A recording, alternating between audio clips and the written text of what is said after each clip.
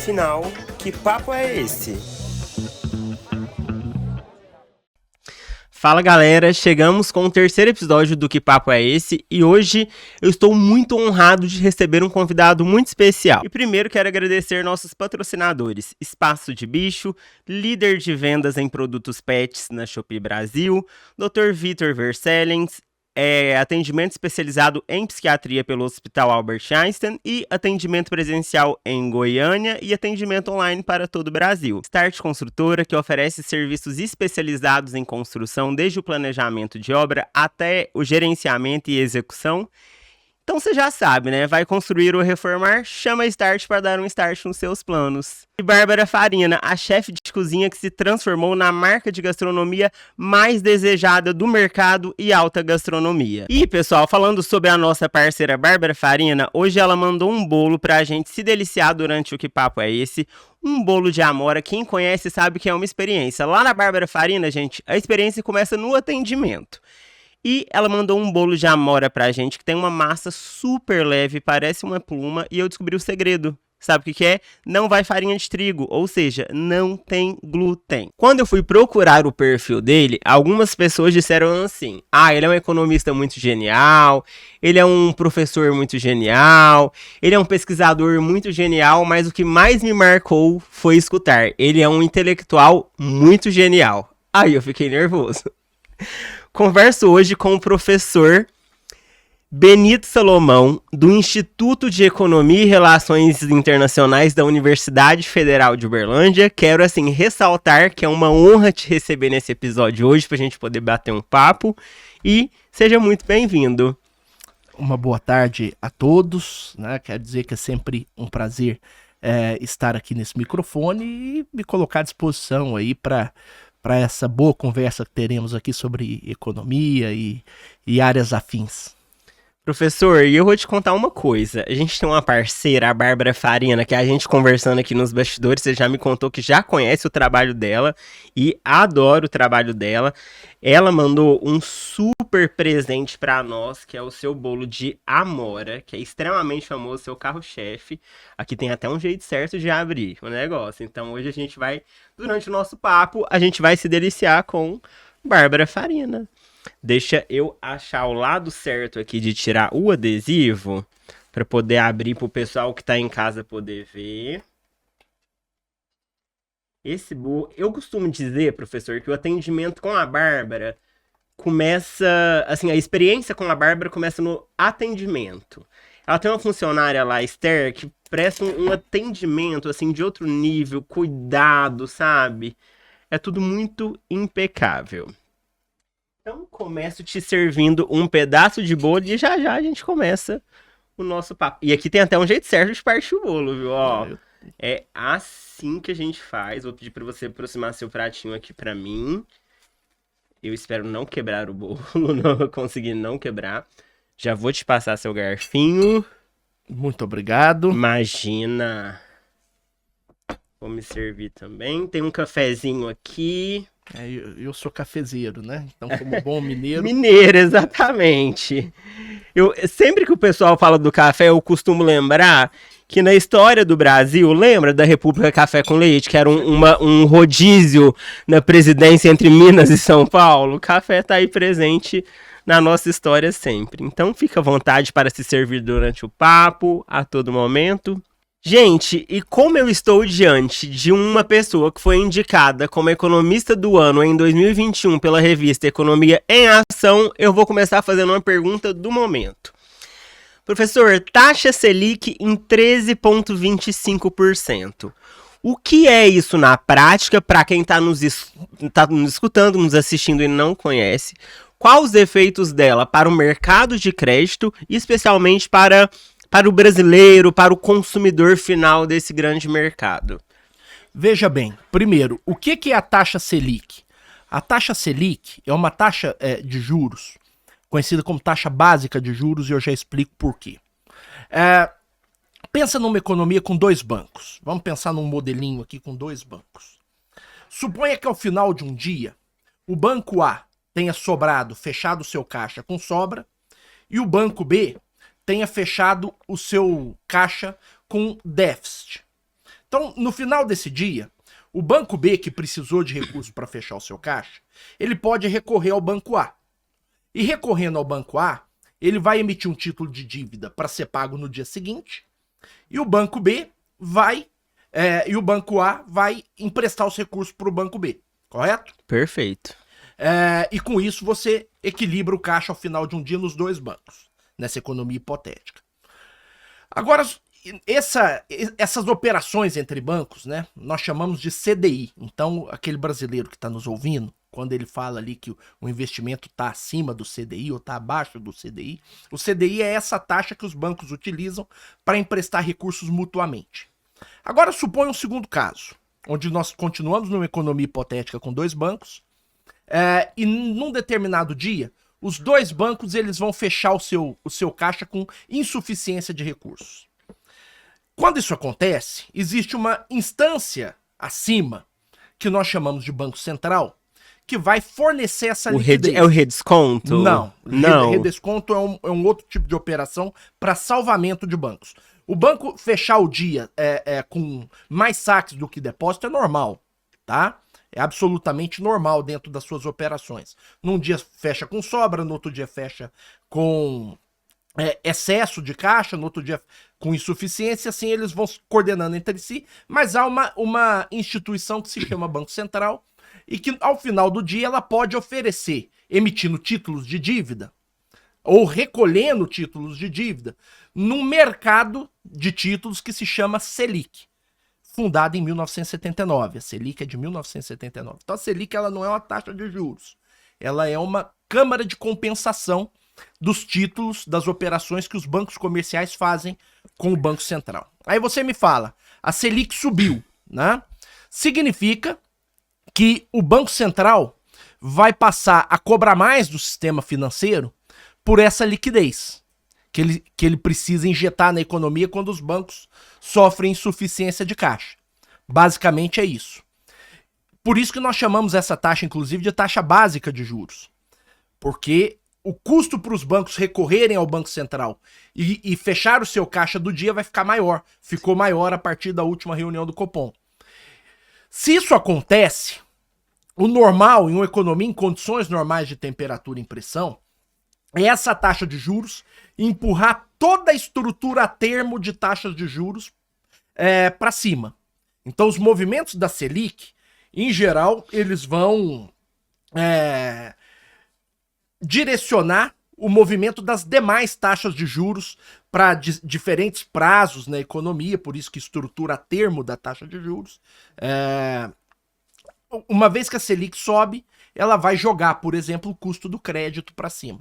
O crédito às famílias, cartão de crédito, cheque especial, as empresas também, etc. ou não? E crédito às firmas, capital de giro, tá? Exceto aquelas que estão ali operando no mercado de crédito via bancos de investimento.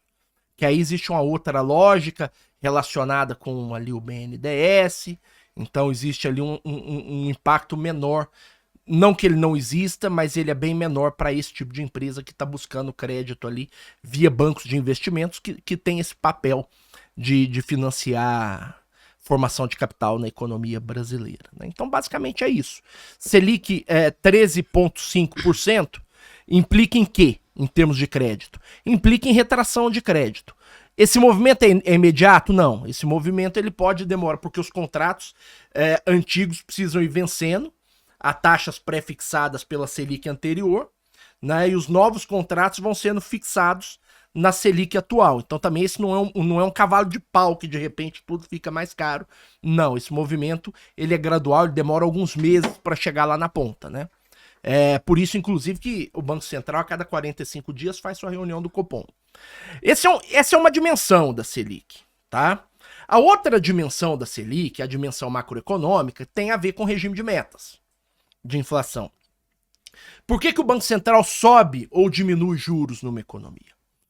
Desde 1999, desde janeiro de 1999, o Banco Central brasileiro adota um regime monetário que outros bancos centrais no mundo adotam também, Banco Central Europeu, Banco Central Americano, canadense, enfim, japonês, etc., que é o regime de metas de inflação, tá? Como que esse regime funciona? Primeiro, eu parto de um pressuposto: inflação é aumento de preços.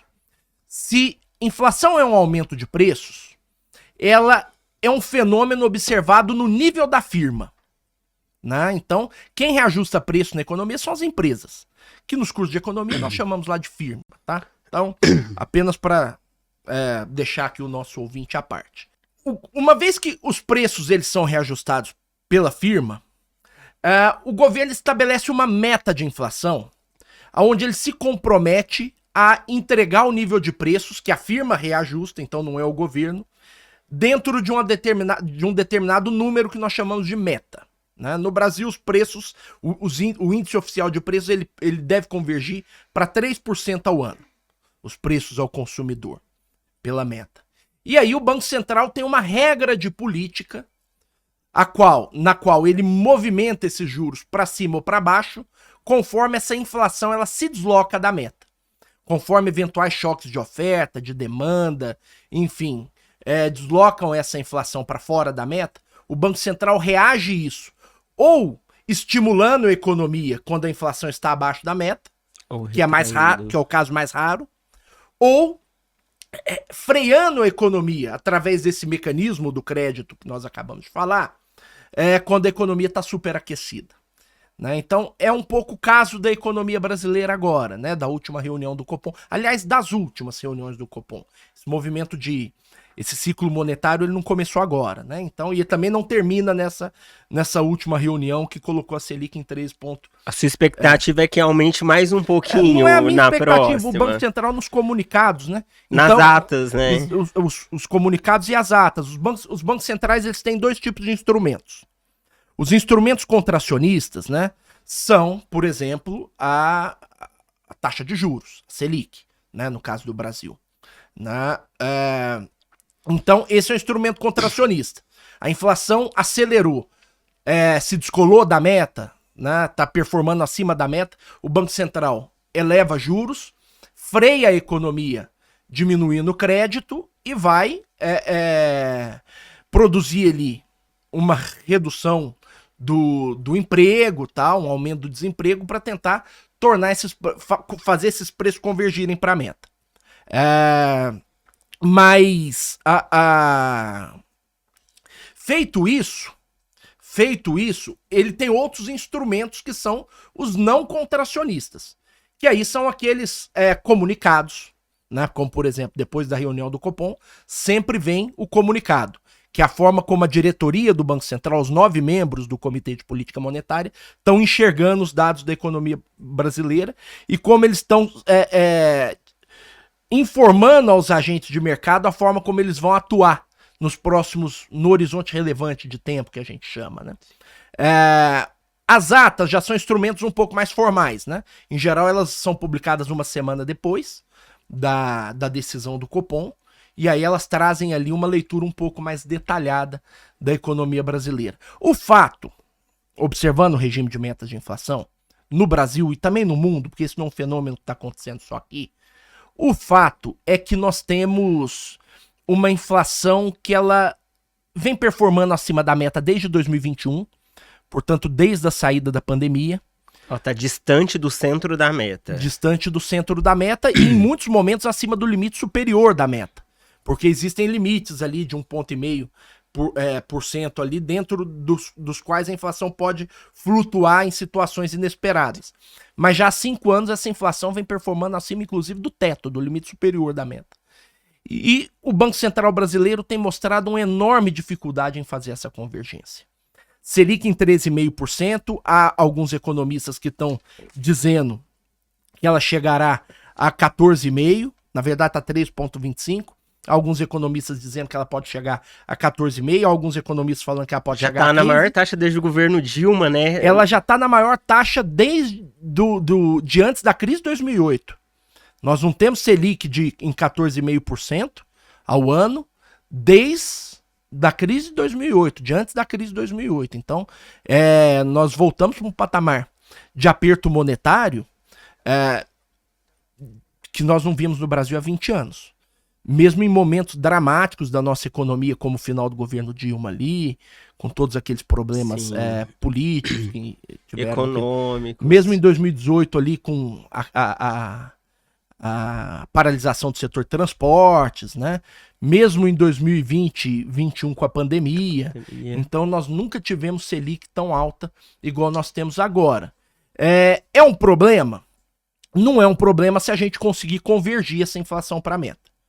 Eu espero que o Banco Central consiga convergir para a meta. Eu acho que o Banco Central cometeu alguns erros também nos últimos anos. Tá? Primeiro, através de seus comunicados, o Banco Central, em algumas oportunidades, ele alongou o prazo de convergência dessa inflação para a meta. Quando você faz isso, as firmas que marcam seus preços, elas param de acreditar na meta e o Banco Central perde um pouco da sua reputação. Tá? Esse regime de regras monetárias, né, de metas de inflação, ele depende de uma certa reputação do Banco Central, porque se as firmas não acreditam na meta, são elas que marcam os preços. Então, se a firma não acredita que a inflação vai ser 3% e elas estão prevendo que essa inflação vai ser 4,5%, 5%, elas vão reajustar os seus preços em 5%, e aí o Banco Central não controla mesmo. Sim. Então, durante algumas oportunidades, eu vi o Banco Central, através de comunicados, alongando o prazo de convergência, isso não é bom. E aí eu acho que o ano passado o Banco Central não poderia ter ficado o ano todo assistindo a taxa de câmbio. O ano de 2024 começou com dólar abaixo de R$5 e terminou com o dólar acima de 6. Então, quer dizer, nós tivemos mais de 20% de desvalorização nominal da taxa de câmbio ao longo de um ano, que tem, assim, o que pode trazer um efeito inflacionário muito ruim para a economia, através dos preços de produtos importados, matérias-primas, insumos, etc. Então, eu acho que o Banco Central poderia ter intervido nesse mercado de câmbio mais cedo ali, para esse dólar hoje está em torno de 5,20, 5,30, né? Ter controlado ali, falado e estabelecido ali um limite, falado, hora daqui não passa, né? Então nós vimos esse câmbio chegar no final do ano passado a 6,30, né? Voltou, porque tinha que voltar mesmo. Não era uma questão de fundamentos macroeconômicos, né? Era muito mais um sentimento ali, uma frustração de agentes que operam no mercado. Mas, em todo caso, o Banco Central não pode deixar isso acontecer. Professor, eu quero te fazer duas perguntas. A primeira é, se tem uma coisa que eu vejo como herança positiva do governo Bolsonaro, chama-se independência do Banco Central. Eu quero saber a sua opinião sobre isso. É realmente positivo ou não? Aqui no Brasil, por exemplo, o presidente Lula teve que conviver, a partir do momento que a gente tem a independência da autoridade monetária, que ele é independente, o presidente tem um mandato de 4 anos. O presidente Lula foi obrigado a conviver com o presidente indicado, o presidente da autoridade monetária, o Campos Neto, indicado no governo anterior por 2 anos. O mesmo vai acontecer com o próximo presidente, sendo ele o Lula ou não. O que você, como assim, uma autoridade em macroeconomia e em economia, enxerga sobre a independência do Banco Central? Fique à vontade para discordar de mim, o meu ponto de vista é como cidadão, uma mera pessoa curiosa. E qual o maior desafio do Bacen hoje em dia? Não, eu sou a favor, completamente a favor da autonomia do Banco Central. Autonomia. Não gosto muito do termo independência, muito embora ele seja usado na literatura. Uhum. Mas eu não gosto muito do termo, não. Então eu vou usar autonomia. Autonomia nada mais é do que blindar o Copom, não é só o presidente, são os 9 diretores, dentre os quais o presidente, com mandatos. Isso é parte fundamental do regime de metas de inflação, né? Então, deveria ter acontecido lá em 99, quando o regime de metas de inflação foi instituído. O governo né? FHC. Mas, nas democracias, as ideias, elas precisam de tempo para maturar. Elas precisam de tempo para ganhar a confiança do eleitor, dos seus representantes no Congresso, etc, etc. Então, quando o regime de metas de inflação foi instituído em 99, a ideia, evidentemente, era já nascer com um Banco Central autônomo, né? Aliás, a ideia da autonomia do Banco Central é a ideia do Roberto Campos Neto, avô. Na criação do Banco Central em 1964, durante as reformas do PAEG lá. Então, o Roberto Campos, o Roberto Oliveira Campos, né, que foi um economista importante brasileiro que pensou o Banco Central, que era o ministro do Planejamento, junto com o Otávio de Gouveia de Bulhões, ministro da Fazenda, quando o Banco Central foi instituído, ele pensou o Banco Central para ser uma autarquia autônoma, né?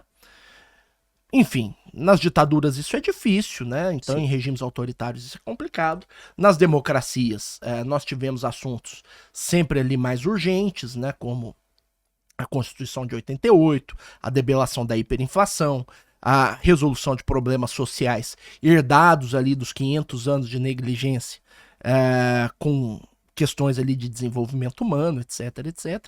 Em 1999 se viu que a inflação, a última etapa do Plano Real seria adotar o regime de metas, já em curso em boa parte do mundo. Isso começou na Nova Zelândia e tal, mas já em curso em boa parte do mundo, pelo menos dos países que adotam as melhores práticas, né, que estão na fronteira dessas melhores práticas. Mas a autonomia não veio, né? Ela foi vir mais de 20 anos depois, em 2021, como você bem disse, sim, no governo Bolsonaro. E é uma das coisas das heranças positivas, não tenha dúvida. Agora, é importante destacar uma coisa. A autonomia, ela pode ser dada de forma tácita ou formal, né? Então o Bolsonaro ele teve o mérito de formalizar a autonomia. Né? Agora, os presidentes que sucederam desde a implementação do regime de metas em 99, tô me referindo ao Fernando Henrique. O próprio Meirelles deixa bem claro que era independente no governo Lula 1 e 2, né? Exatamente. Eu ia chegar exatamente aí. Então, Fernando Henrique, Lula governaram dando autonomia aos seus presidentes do Banco Central. Mais à frente o Temer, né? Dilma interviu com o Trombini. A Dilma teve um período de... Eu não gosto de falar que ela interviu. Eu gosto de falar que houve um período ali de menor autonomia. Porque autonomia não é essa coisa binária que ou você dá ou você não dá, né? Existem graduações que podem ali... Então, houve ali um período de maior interferência, né? De menor autonomia, sim, consequentemente. Mas foi um período muito curto. Dentro do funcionamento do regime, foi um período muito curto, um período não mais do que 4 ou 5 anos, né? Então, em geral, dentro desses 25 anos do regime de meta, mesmo quando o Banco Central não tinha sua autonomia formal, ele operou com autonomia. De forma tácita. De forma tácita. Né? O presidente também, ele nunca teve ali, digamos assim, nenhum presidente gosta, acho que nenhum, eu nunca fui presidente, né? Mas acho que nenhum presidente gosta de ver os seus poderes esvaziados, né? A ideia de poder mandar embora um presidente do Banco Central é uma ideia muito tentadora também, né? Para as pessoas que ocupam a presidência da República. Né? Na verdade, o presidente do Banco Central pode ser mandado embora. É demissível. Ele era demissível e continua sendo. Né? O Senado pode, por insuficiência, né, de desempenho, chamar o presidente do Banco Central e trocar. Né? O Senado aprova e o Senado pode... Então, assim, e essa é a beleza das democracias, né? Nada nas democracias ali, elas são questões incorrigíveis, né? Então, se eventualmente ali houver um contexto em que não seja sustentável um gabinete de Banco Central... E aqui, gente, eu tô trabalhando no campo das hipóteses, porque eu tô só dizendo isso aqui porque... Isso é institucionalidade brasileira, né? Não estou dizendo que é o caso do presidente do Banco Central ser demitido, nem nada disso. Até porque ele é indicado e ele vai, bem dizer, sozinho, né? É uma indicação técnica, são pessoas em geral com formação em economia, com algum saber em economia, e não há ali uma assessoria que vai com eles, vão e a assessoria deles é a própria instituição, o próprio Banco Central, é de dentro do próprio Banco Central, que é uma organização que nos enche de orgulho. Com certeza. Né? Eu costumo dizer, quem vai a Brasília, né, o Banco Central, ele é um dos prédios mais bonitos do plano piloto. Uma vez eu estive em Brasília, era Outubro Rosa. Eu estava na janela de um bar que eu fui conhecer, vendo o Banco Central projetado com a luz do Outubro Rosa, a coisa mais linda do mundo, assim, muito marcante. E você sabe que aquela arquitetura ali, com aqueles vidros saindo pra fora, nos 4 lados do prédio, você sabe o que significa aquilo? Não. Aquilo ali é um símbolo de mais. É um símbolo de adição. Né? Então, é fantástico aquilo lá. É uma autarquia maravilhosa, né? Então, assim, e faz um bom trabalho. Tá enfrentando agora essa dificuldade, como eu disse, em convergir a inflação para a meta, mas não é uma dificuldade só aqui. Né? Você vê o Fed agora, o Federal Reserve nos Estados Unidos, havia-se uma expectativa de que a taxa dos Federal Funds fosse cair para o que era antes da pandemia. Né, tá? Eles mantiveram agora. Né? Eles mantiveram agora, porque em geral nós tivemos ali pós anos 80 no mundo avançado e pós anos 90 nos países em desenvolvimento, um longo período de funcionamento do regime de meta de inflação no mundo, com a inflação se performando bem. Os banqueiros centrais, eles estão se defrontando com um cenário muito novo nos últimos 30 ou 40 anos ali, de uma inflação que ela não retorna, que ela se mostra muito mais resiliente. Né? E aí nós podemos discutir as razões, são guerras que estão acontecendo em alguns lugares do mundo, são corridas protecionistas que estão acontecendo, aí nós podemos discutir os motivos, né? Mas enfim, não é um problema só brasileiro, tá? Sim, ô professor, e uma coisa que a gente falou sobre autonomia formal e tácita, era que aqui no Brasil a gente tem um mercado financeiro como um todo muito sensível à política. Então existem, acho que principalmente 3 cargos na economia. O presidente do Bacen, o ministro da Fazenda e o ministro do Planejamento, que sempre que eles são mexidos, eles sensibilizam o mercado financeiro de alguma forma. Então quem eu nomeio, por exemplo, quando a Dilma assume seu segundo governo, ela, para passar uma mensagem para o mercado financeiro, ela traz Joaquim Levy, um economista heterodoxo, para passar uma mensagem para o mercado. Aí ortodoxo. Isso, ortodoxo, obrigado. E aí, quando ela começa a cair, ela inverte, ela tira o Nelson Barbosa do planejamento, tira o Levy, traz ele, e ali já sinaliza ao mercado que ali ia tentar gastar um pouquinho mais.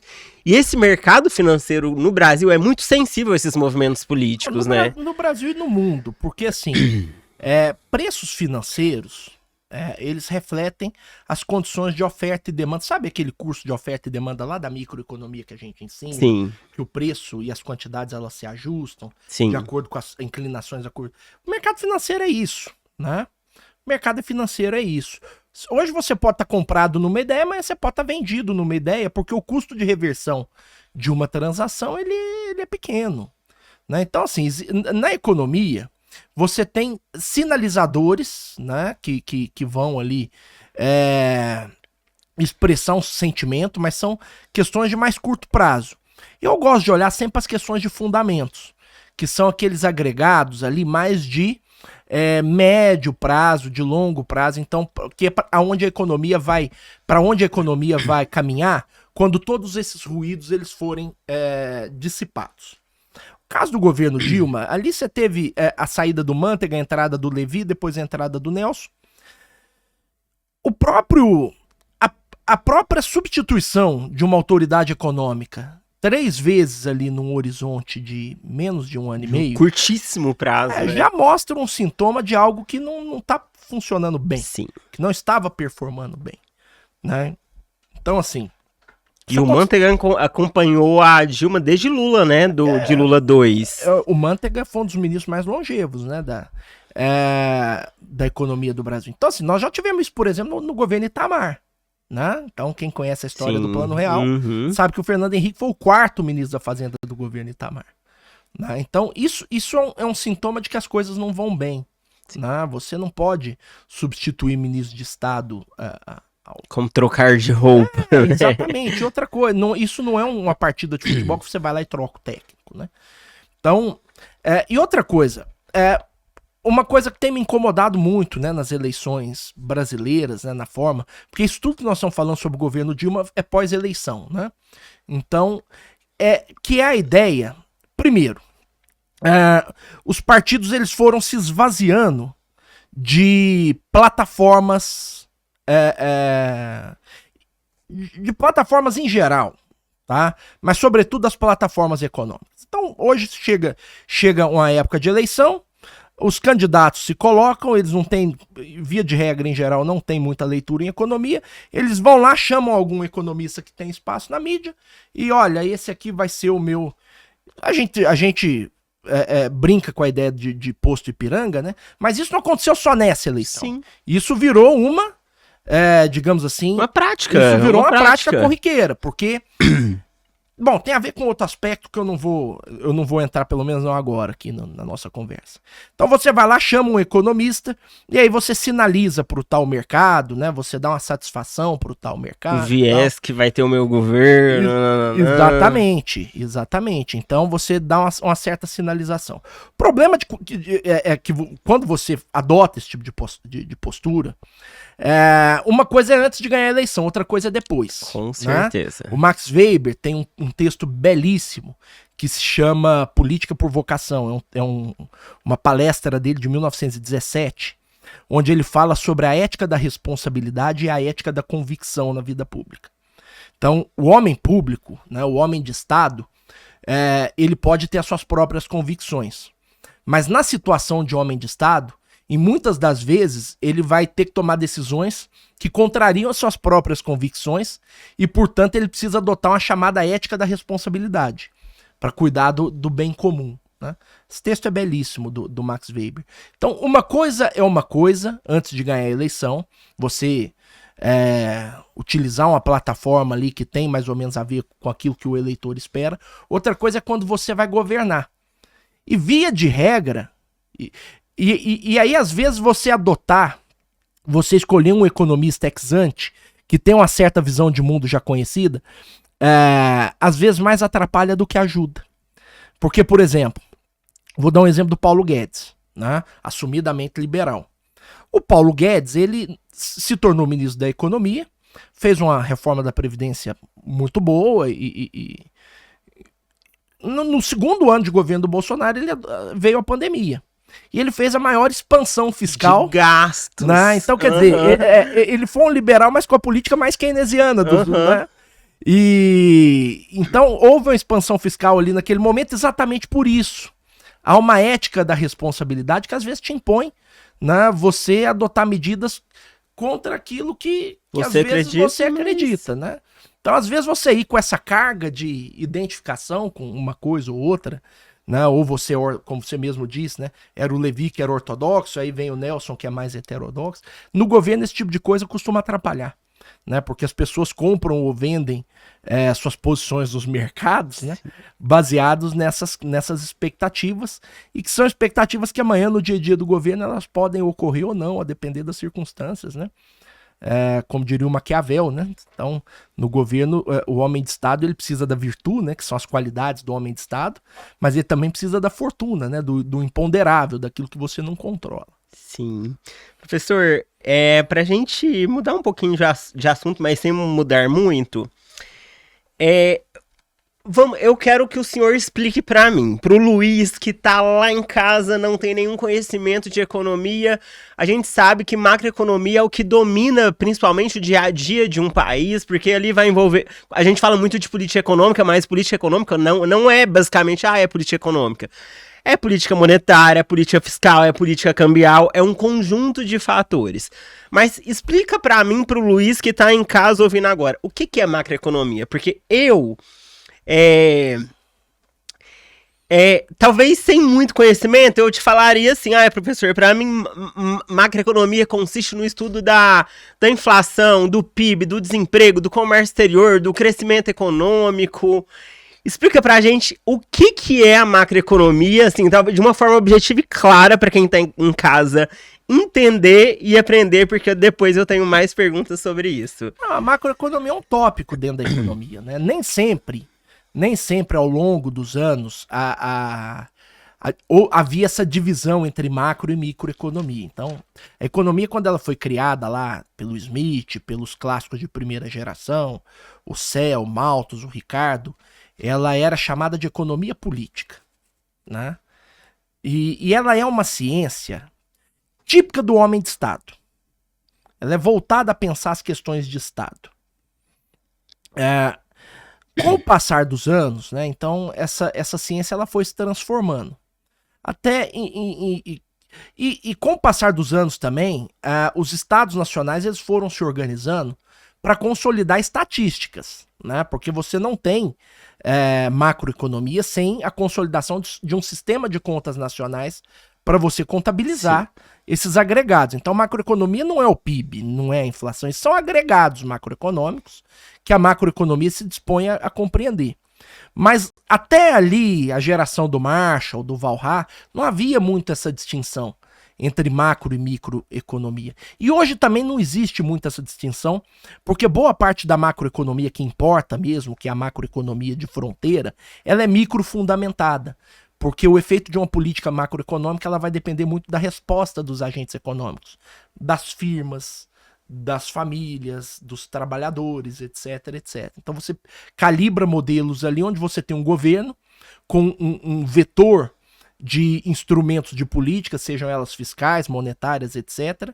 E você calibra nesse modelo agentes econômicos como famílias, firmas e trabalhadores que ofertam trabalho, ofertam produtos, recebem salário, etc, etc. E aí você vai lá e usa esse instrumento de política para dar um choque no instrumento de política desse e ver como o sistema se comporta. Então, também hoje a macroeconomia de hoje ela é muito mais microfundamentada. Houve um tempo ali, né, que aí alguns historiadores econômicos datam como surgimento da macroeconomia, que foi a publicação do livro do Keynes, né, em 1936, a teoria geral do juro, do emprego e do dinheiro. E aí você passa a entender a macroeconomia numa perspectiva de como essas flutuações acontecem. E aí dentro da macroeconomia sendo um tópico da economia como um todo, ela se abre em dois subtópicos. Primeiro é a macroeconomia de longo prazo, de por que algumas nações desempenham bem e outras não. Né? Quais são os condicionantes a isso. E a segunda é a macroeconomia, que é essa que eu trabalho mais no meu dia a dia, que é a que dá mais mídia no Brasil, né? Que são essas flutuações de curto prazo. Né? Então, por que o desemprego está baixo ou o desemprego está alto? Por que a inflação está acima da meta, abaixo da meta? Então, dentro da macroeconomia, você não tem uma resposta homogênea para o que é macroeconomia. Dentro dela, você tem dois subtópicos ali muito importantes. A macroeconomia de curto prazo se dedicada mais a essas questões que nós estamos tratando aqui, e a de longo prazo dedicada com questões mais estruturais, e com a perspectiva de um horizonte um pouco mais longo, né, transições geracionais, etc, etc. Professor, eu queria voltar num ponto para saber uma opinião sobre uma coisa, saber a sua opinião sobre um ponto. Aqui no Brasil, muita pouca gente sabe, mas a gente tem um sistema financeiro nacional que é controlado, concentrado na mão de 5 ou 6 grandes bancos comerciais. Caixa, Banco do Brasil, Itaú, Santander, Bradesco e Safra. Esses bancos, eles vivem muito uma regulação ou regulamentação direta via Banco Central.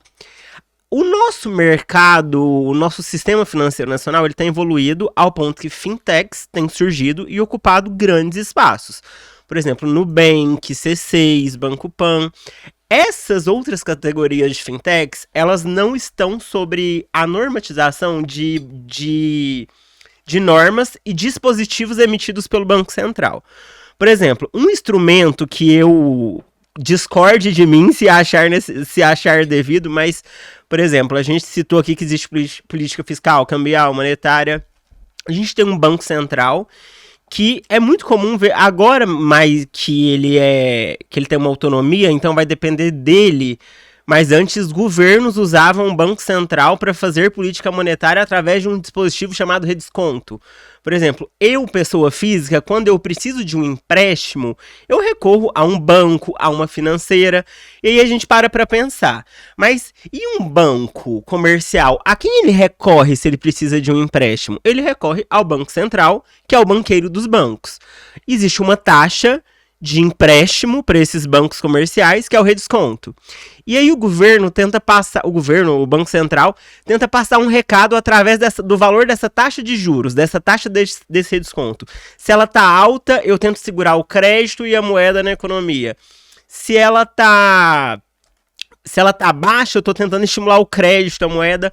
Como que você vê esses dois cenários, que bancos comerciais estão diretamente ligados a esse contexto de normatização do Banco Central e essas fintechs vêm surgindo por fora, muitas vezes distante um pouquinho dessas normatizações e a esses dispositivos?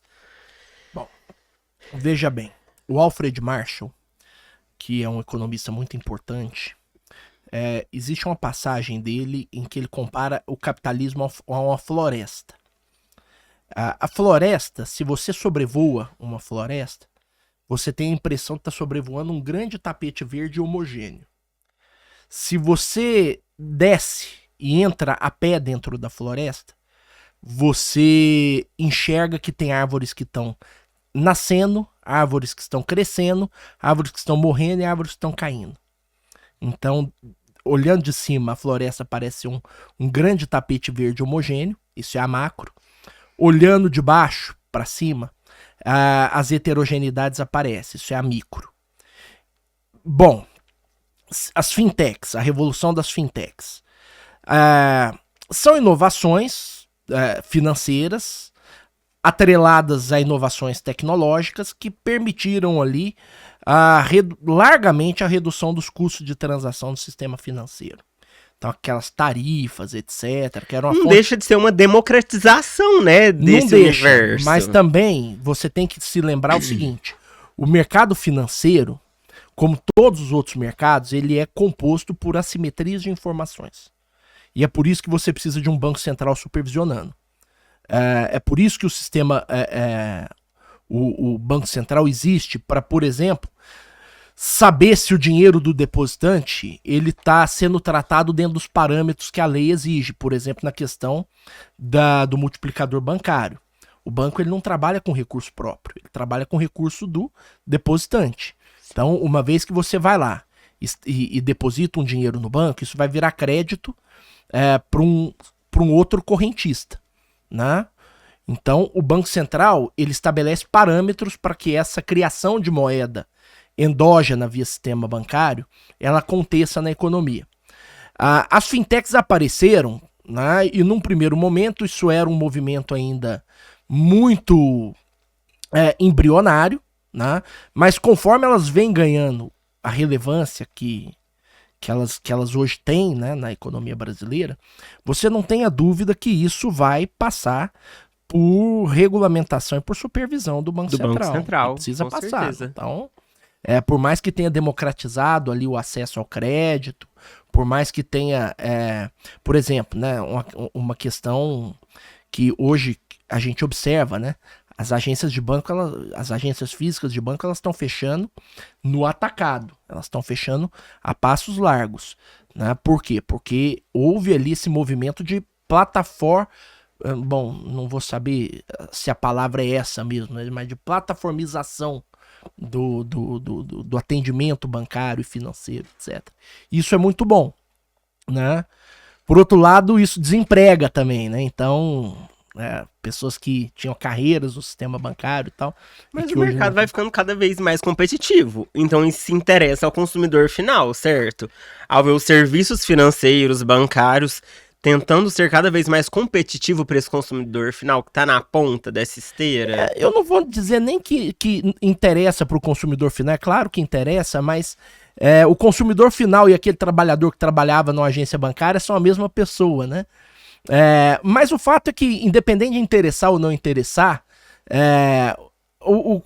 a história é unidirecional, né? Então você não retorna mais para a máquina de escrever, né? Você não retorna mais para, enfim, para as técnicas mais primitivas, né? Uma vez que a inovação chega, ela rompe com a barreira e ela ganha ali ganha ali o gosto popular, né? Você não volta você não vai voltar pro orelhão, pra máquina de escrever, para esse tipo de coisa, né? Então, é isso.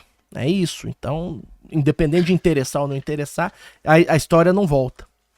Professor, eu quero chegar na composição do PIB brasileiro, fazendo um paralelo histórico muito curto e breve desde JK, que eu acho que é quem traz talvez um primeiro movimento ali de, assim, com plano de metas, depois vem Jânio Quadros, Jango, que não tem um sucesso muito grande, tem a ditadura, que muita gente diz que há um milagre econômico muito grande, né, no período da ditadura, mas em detrimento desse milagre, há um movimento enorme de dívida com capital externo, capital estrangeiro. Depois vem Sarney com N planos frustrados, depois vem Collor, caçador de Marajós, e com tudo aquilo que a gente já sabe, não consegue ter um plano econômico bem sucedido, confisca a poupança, tem um comprometimento da economia, né? Itamar assume 4 ministros da Fazenda, chama Fernando Henrique Cardoso, um sociólogo que não é economista. Seria injusto falar que ele fez sozinho o Plano Real. Ali tinha Gustavo Franco, tinha Pércio Arida, tinha Pedro Malan, que muitos depois compuseram a equipe do presidente Fernando Henrique. Mas a gente tem uma modernização da economia nesse governo do Fernando Henrique. Depois vem o Lula mantém a base, boa parte da equipe econômica do Fernando Henrique, pelo menos de segundo e terceiro escalão, não no primeiro escalão. Do Lula vem a Dilma, que tenta seguir aquela linha do Lula, de expansionismo de crédito, de política social, mas a Dilma comete muitas intervenções, especialmente no setor fiscal, no setor energético, no setor elétrico como um todo. Depois vem o Temer, reforma, redução da inflação, taxa de juros, vem Bolsonaro com mais reformas, abertura da economia.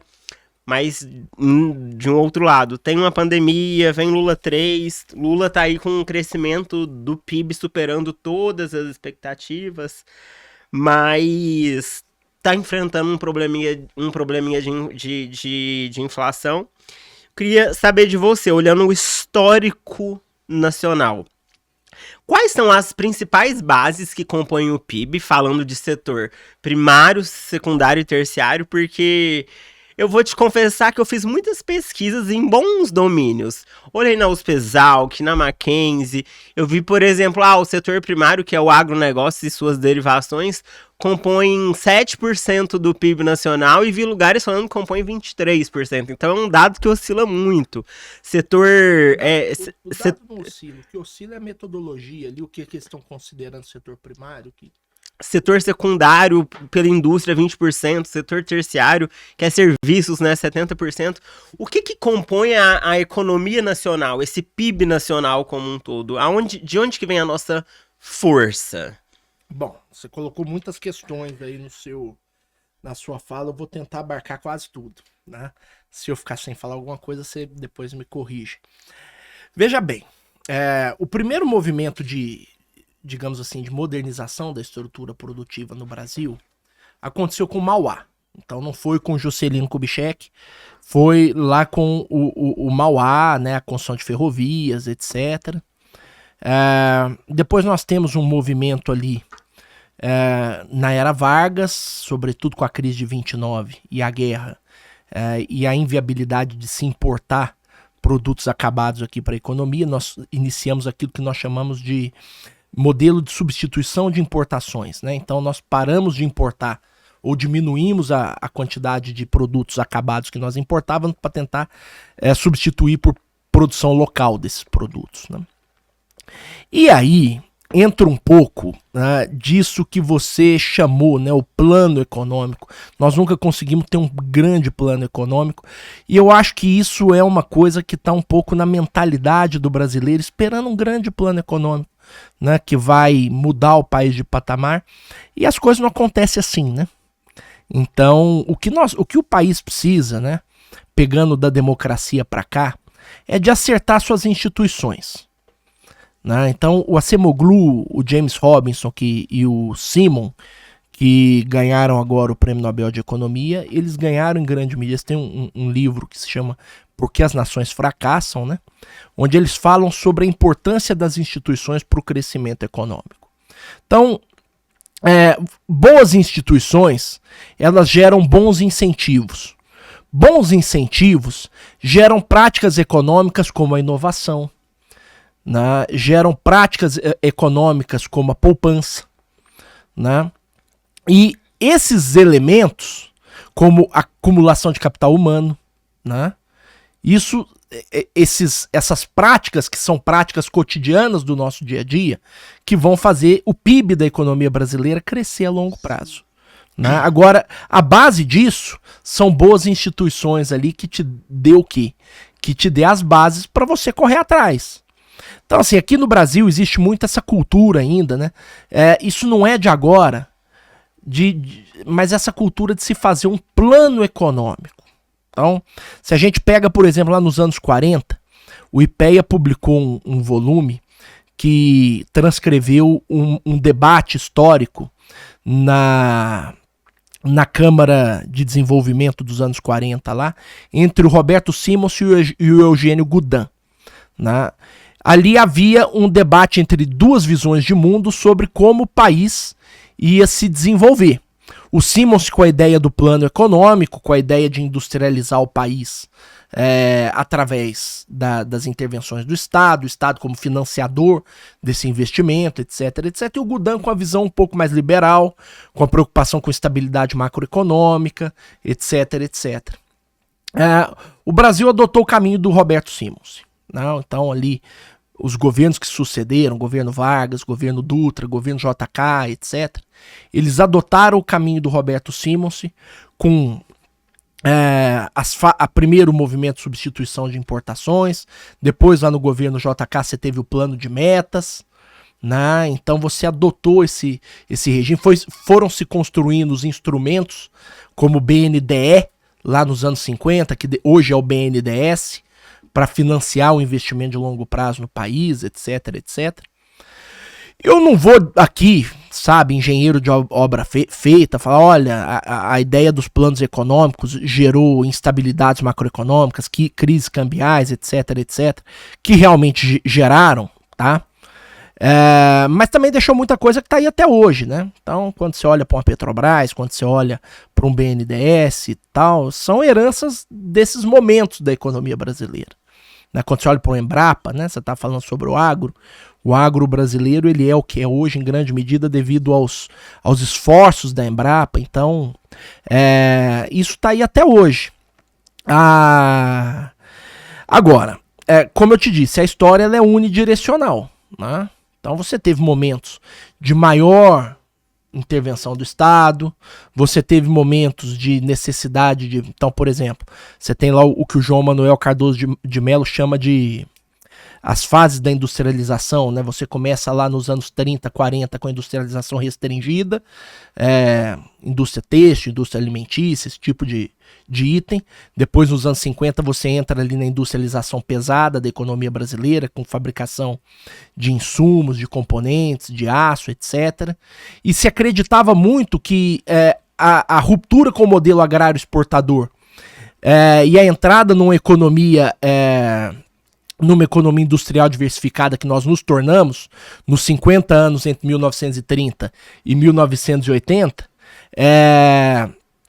se acreditava muito que nós íamos ser capazes de convergir para países de alta renda, o que acabou não acontecendo, né? Então essa visão estruturalista de que mudando a estrutura produtiva, saindo de setores menos produtivos para setores mais produtivos, levaria o país a ter uma renda, a se tornar um país rico, etc, etc. Isso realmente não aconteceu.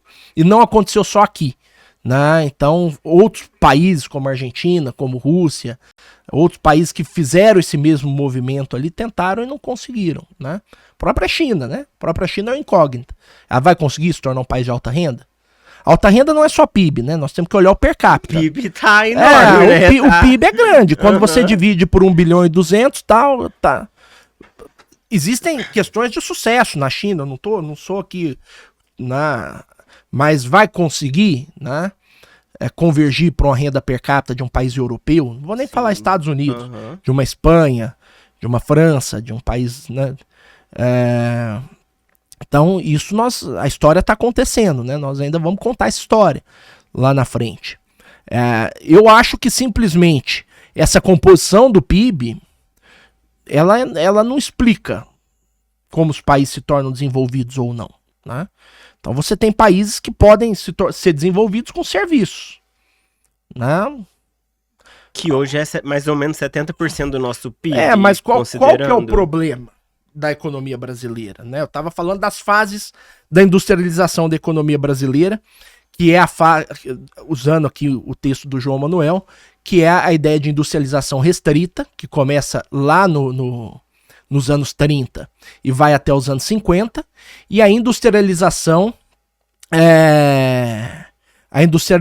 pesada, que começa ali nos anos 50 e vai até a redemocratização ali nos anos 90. Por que eu estou dizendo isso? O Brasil começa o seu processo de industrialização, mesmo na segunda fase, antes de se tornar um país urbano.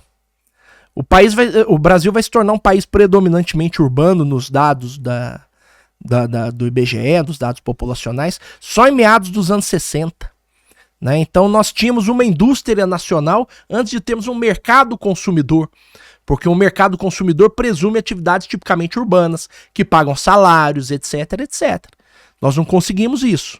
Nós industrializamos primeiro, urbanizamos depois, e aí de repente, com a urbanização, você tem um bônus demográfico.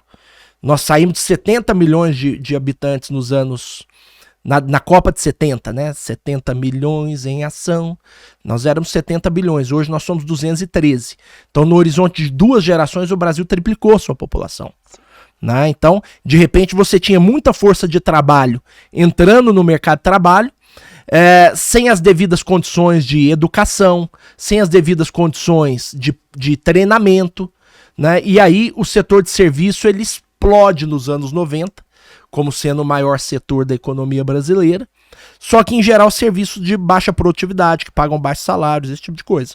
Perfeito, a gente está caminhando para o fim, eu queria te fazer algumas perguntas ainda bem breve. Diante das incertezas globais, quais são os maiores riscos econômicos para o Brasil? Nós precisamos qualificar melhor o que são incertezas globais, né? Você tem ali o pessoal lá do William Bremer, né, que é um cara que eu gosto muito de acompanhar, acho que lá da Eurásia, e que todo começo de ano ele solta o seu relatório de riscos globais ali, né?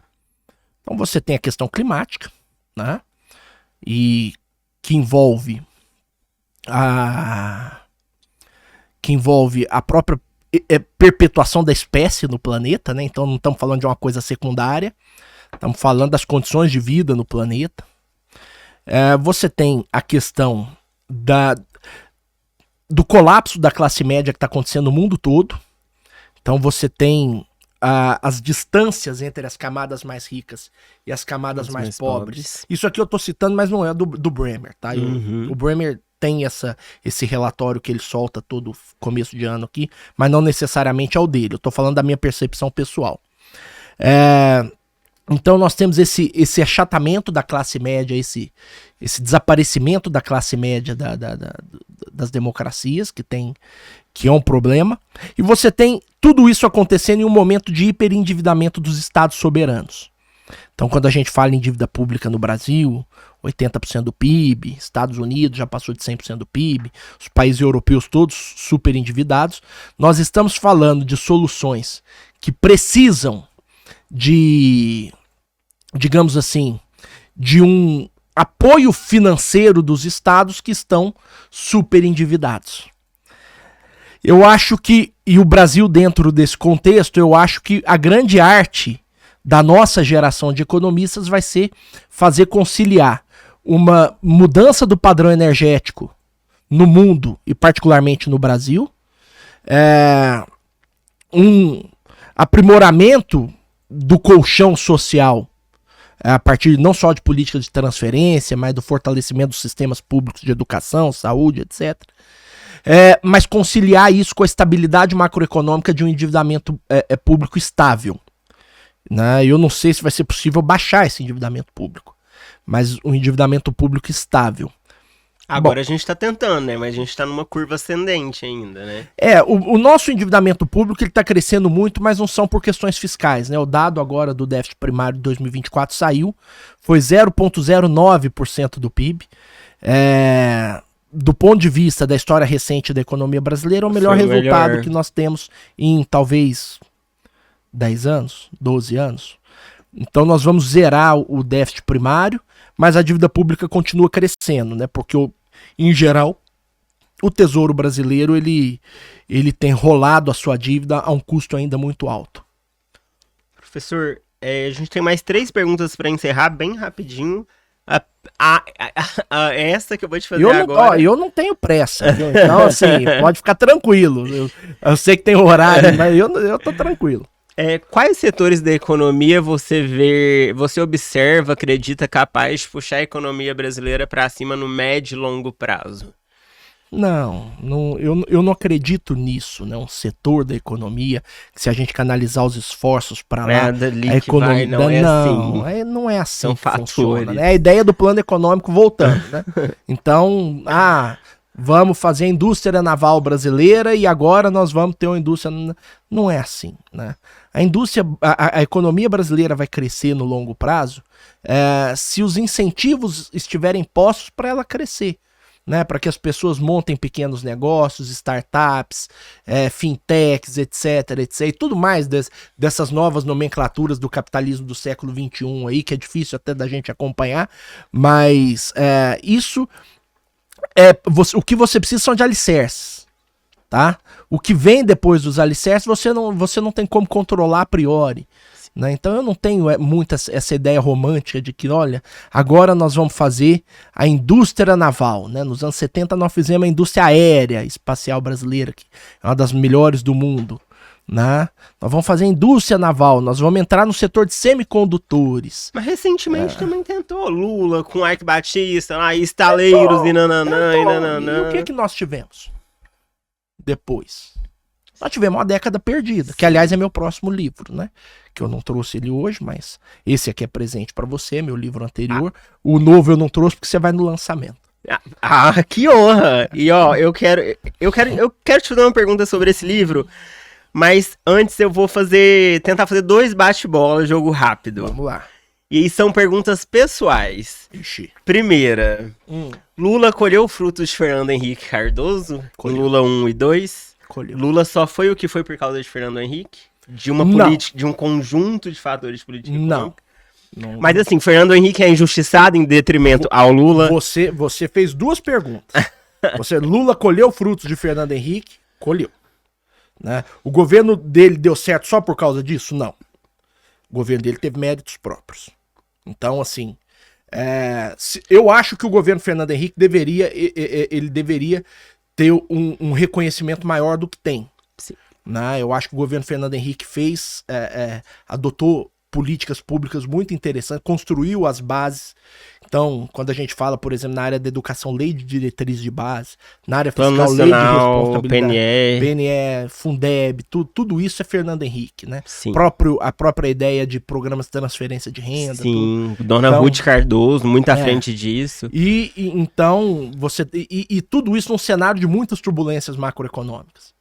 Né? Então o Fernando Henrique, eu acho que realmente a história lhe guarda um ótimo lugar. Isso não significa dizer que o governo Lula 1 e 2 não teve méritos próprios, como tem méritos próprios agora. Sim. Tá? Isso não significa dizer que o governo não teve méritos próprios. Teve. Né? Então manteve uma política macroeconômica razoável, expandiu políticas sociais, e políticas sociais aqui não no sentido estrito de transferência de renda, ampliou vagas em universidades, ampliou vagas na educação, etc., valorizou o serviço público. Então, assim, o governo Lula ele tem muitos méritos também. Né? Ampliou renda do trabalho, salário mínimo, valorização real e tal. Sim. Eu vou te fazer minha última pergunta pessoal, antes da gente fazer a última pergunta para encerrar de fato a entrevista. Se eu fosse presidente da República, o meu ministro da Fazenda seria o Marcos Lisboa. Se você fosse presidente da República, quem seria o seu ministro da Fazenda? E por que ele seria melhor que o meu? Seria um político. seria um político. O meu ministro da Fazenda não seria um economista. Os bons, assim, olhando para a perspectiva histórica, os grandes economistas de pensamento da economia brasileira, né, olhando para os últimos 70, 80 anos, eles não performaram bem no governo. O Eugênio Goudin não performou bem no governo. O Celso Furtado não performou bem no governo. O Mário Henrique Simonsen também não. Então, assim, com a grande exceção do Roberto Campos, que nós falamos lá atrás, o avô, tá? Sim. E talvez do Pedro Malan, né? FHC. E o Henrique Meirelles no governo Temer, como ministro da Fazenda. O Henrique Meirelles não era um economista de pensamento. O Henrique Meirelles era um economista de operação. Entendi. Né? Ele era um economista de banco, etc, etc. Ele não era um economista do mundo das ideias. Sim. Os economistas que eu estou me referindo aqui são economistas que estavam ali embebidos no mundo da ideia no seu tempo. Então o Eugênio Goudin, ele era um desses caras. O Celso Furtado, são economistas que são estudados até hoje. Delfim Neto, Mário Henrique Simonsen, né? Então, eu estou me referindo a esses economistas. Em geral, quando esses economistas vão para o governo, eles não, operando em áreas econômicas, eles não performaram bem. Né? A exceção que eu me refiro novamente, o Pedro Malan, que para mim foi um ministro muito bom, e o nosso Roberto Campos. O Roberto avô. O Roberto Campos avô. Né? Então, seguramente, o meu ministro da Fazenda seria um político. Aliás, se a gente parar para observar, o Haddad está fazendo um bom trabalho. Né? Eu me lembro que quando o Lula disse antes de ganhar a eleição que seria um político, né? Porque os economistas hoje eles têm um certo prestígio na imprensa, e aí quando o Lula disse que seria um político, muita gente criticou, né? Que seria um político, onde já se viu com tanto economista bom e tal. Nada garante. O fato do cara ser um bom economista em sala de aula não significa que ele vai ser um bom economista no mercado financeiro ou numa consultoria. Não significa também que ele vai ser um bom policymaker no governo. São coisas diferentes, né? Então, o meu ministro da Fazenda provavelmente seria alguém com habilidade política para costurar reformas. Professor, em 1 minuto, eu não acho que o governo Lula vai tão bem quanto eles pensam que vai, e não acho que ele vai tão mal quanto as pessoas dizem que vai. E aí? Em 1 minuto. O governo Lula, como todos os governos que nós economicamente falando. Não, o governo Lula, do ponto de vista econômico, é um governo que vai bem, sim. Não há muito o que discutir em termos. É a melhor performance da economia brasileira em 12 ou 13 ou 15 anos, né? Então, assim, nós temos PIB crescendo esse ano aqui, vai crescer 3,5%, se não crescer mais. O ano passado já cresceu 3 e tanto. Nós estamos falando de PIB per capita crescendo acima de 2%. O desemprego menor da série histórica. Inflação acima da meta ali, mas está acima da meta no mundo todo. E com o Banco Central com instrumentos para corrigir. Agora, existe muito ruído. É um governo que não se comunica bem. É um governo que não se comunica bem. É uma dor enorme do governo a comunicação. Mas, se a gente for parar para pensar, a performance econômica do país não está deixando nada a desejar. Nem em relação a outros países e nem em relação ao nosso passado mais recente. Que eu me refiro aqui de 2014 para cá, os últimos 10 anos. Né? Então, assim, eu acho que existe uma certa má vontade de certos setores econômicos com o governo Lula. Então, assim, acho que ainda tem muita viúva do governo anterior esperando ali o governo dar aquela derrapada para eles falarem o tal do eu avisei, né? Então, acho que existe uma certa má vontade. É um governo que não se comunica bem. Tem um ou outro problema ali em áreas localizadas, mas, poxa, uma reforma tributária da forma como foi feita, né? Depois de 40 anos o país tentando fazer uma reforma tributária. Vamos falar do que vai ficar. Né? Daqui 10 anos, ninguém vai lembrar quem foi o presidente. Bom, provavelmente vai lembrar do presidente, sim. Né? Mas ninguém... Sabe, nós vamos sair de um sistema tributário caótico e entrar em um sistema tributário que é o que é adotado no mundo todo, né? Então, o déficit primário, eu acabei de falar, 0,09% do PIB, divulgado agora. Divulgado agora, o déficit primário de 2024. Você sabe desde quando o Brasil não tem um déficit primário tão pequeno quanto esse? Desde 2014. né? Então nós estamos há 11 anos com déficit primários. Vai ter um superávit primário lá em 2022, mas eu não gosto muito de considerar ele, porque aquilo ali foi uma barrigada em precatórios que foi dado para os anos seguintes. Então eu gosto de olhar para 2022 como a média do triênio 2022 e 2023, porque aquilo foi barrigado em 2022 e pago em 2023. Então dá uma falsa sensação que havia ali uma melhora fiscal no último ano do governo anterior e não havia. Então, nós estamos com... Muito provavelmente esse ano, se nada acontecer, nenhuma catástrofe, hecatombe, uma outra pandemia, um negócio desse acontecer, nós vamos ter o nosso primeiro superávit primário em 11 ou 12 anos. E sem cortar a política social. E sem adotar a estratégia do teto de gastos, que eu fui a favor lá em 2015, 2016. Tinha que ser, com certeza. Sem adotar congelamento de salário mínimo, congelamento de salário de servidor, pagando Bolsa Família de R$600, que não foi uma coisa criada nesse governo, esse governo só manteve. Sim. Né? Então, pagando precatório que triplicou de tamanho no orçamento. Então, com tudo isso, o governo está diminuindo o déficit primário. Como é que eu posso criticar um governo desse? Olhando objetivamente para os dados. Sim. Professor, lembrando que você foi indicado como economista do ano em 2021 pela revista Economia em Ação e é autor do livro Perspectiva de Desenvolvimento do Município de Uberlândia, uma abordagem econômica, social e das finanças públicas. Se o atual prefeito estivesse te escutando, te ouvindo agora, qual conselho você daria para ele para o desenvolvimento econômico da cidade de Uberlândia? Quem sou eu para dar conselho para um prefeito que já foi secretário em 3 ou 4 pastas diferentes? É uma pessoa, do ponto de vista pessoal, que eu gosto bastante, o prefeito atual de Uberlândia. Aparentemente preparado. Sério, com muita disposição. Então eu tenho acompanhado as redes sociais dele, indo em loco nas questões para resolver os problemas, dia de enchente, tá na rua aí. A única coisa que eu posso desejar ao prefeito, né, se ele não leu o livro, é que leia o livro, né, e desejar uma ótima sorte para ele. Mas um conselho que você daria, Paulo, aqui a gente tem uma oportunidade de crescer, isso. Qual conselho você daria? Não, eu acho que pensar Uberlândia ela precisa ser pensada em três camadas que elas não podem se sobrepor. A primeira camada é o desenvolvimento humano. Cuidar de gente, educação, essa parte um pouco mais intangível. A segunda parte é o equilíbrio financeiro, que é o que o livro trata. Sim. E a terceira parte é o desenvolvimento econômico.